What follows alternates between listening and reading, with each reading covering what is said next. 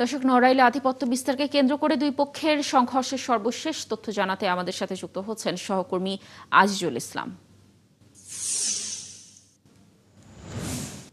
আজিজুল, কাদের মধ্যে এই সংঘর্ষ হলো, কি তথ্য পেয়েছেন এবং কি কারণেই বা সংঘর্ষটি হয়েছে, কি জানতে পেরেছেন, আপনি জানাবেন বিস্তারিত।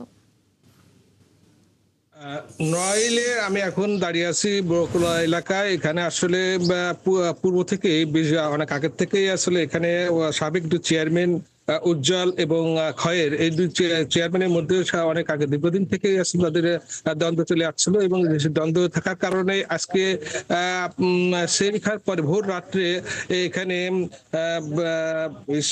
আপনার খয়েরের গ্রুপের যে এখানে স্থানীয় সূত্র যেটা জানা গেছে এবং পুলিশও আমাদেরকে জানিয়েছেন যে সেখানে খয়ের গ্রুপের লোক এখানে যে খলিল গ্রুপের উপরে আক্রমণ করে খলিলের বাড়ির উপরে। এই খলিলের বাড়ি আসলে এখান থেকে 3 কিলোমিটার তারা তাঁতপুরে গ্রাম নামক বাড়ি ছিল, সেখান থেকে তিনি দীর্ঘ দ্বন্দ্বের কারণে এখানে নতুন করে এই বড় কুলায় বাড়ি করছেন। এই খলিলের বাড়ি আক্রমণ করে এবং খলিলের আক্রমণ করার কারণে এখানে খলিল মারা যায়, তার ছেলে তাহাজ্জুদ মারা যায় এবং এবং দেখা যায় এবং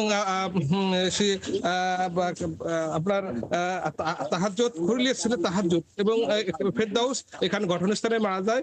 আর ওসিবুর রহমান উনি সদর হাসপাতালে থাকে, সেখানে থাকা অবস্থায় উনি সেখানে মৃত্যুবরণ করেন।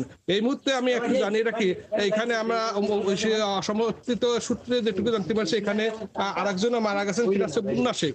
এখানে যে ফেরদাউস মারা গেছেন, সেই ফেরদাউসের ছেলে মুন্না, সে তাকে উন্নত চিকিৎসার জন্য যশোরে নিয়ে এবং সেখানে নাকি তিনি মারা গেছেন বলে আমরা এই মাত্র জানতে পারলাম। অর্থাৎ এখানে এখন মৃতের সংখ্যা 5-এ দাঁড়িয়েছে বলে আমরা মোটামুটি জানতে পারছি।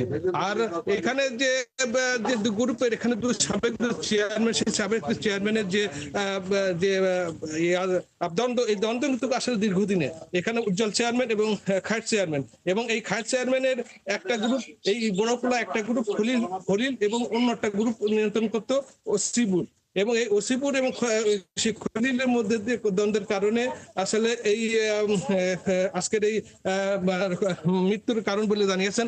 এবং আজিজুল, ধন্যবাদ। আপনি থাকুন সেখানে, তথ্য সংগ্রহ করুন। দর্শক, যেমনটি বলছিলাম যে নড়াইল আধিপত্য বিস্তারকে কেন্দ্র করে সংঘর্ষ হয়েছে, দুটি পক্ষের সর্বশেষ তথ্য জানানোর চেষ্টা করছিলাম।